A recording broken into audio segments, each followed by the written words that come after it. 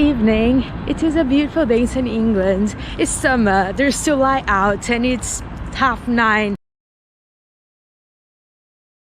Some of you may know that I've been living with diabetes for a long time now, and last weekend I went to a diabetes event and I realized that a lot of type 1 diabetics just don't know how to bolus their insulin for fat and protein, only for the carbs. And what happens is that when they have a meal, they only bolus for the carbs.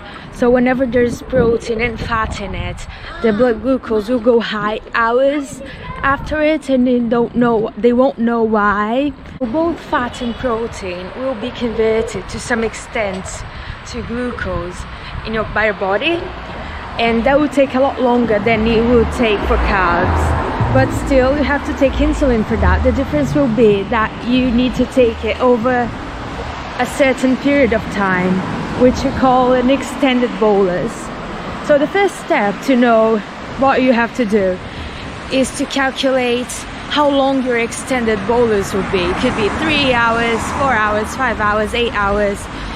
It will depend.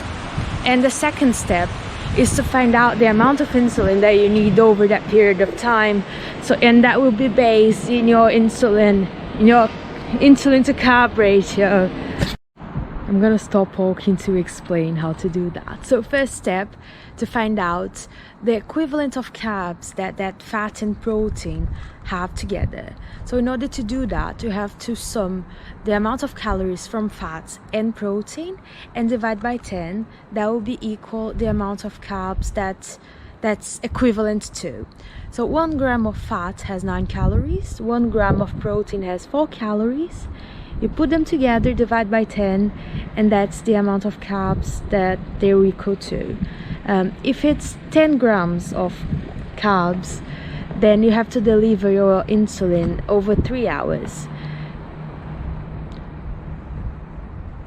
20 grams over 4 hours, 30 grams over 5, and more than 30 over 8 hours. So after finding out that number of carbs that protein plus fats are equal to, you just divide it by your insulin to carb ratio, and you take that amount of insulin over that period of time, and that's it. That's how it works. I'm gonna give you a quick example while I carry on walking home.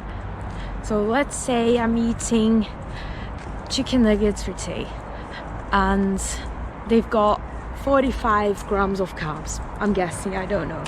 My insulin to carb ratio is 15, and there is 300 calories of fat and protein together. So how do I calculate my insulin? First of all, you calculate for the carbs.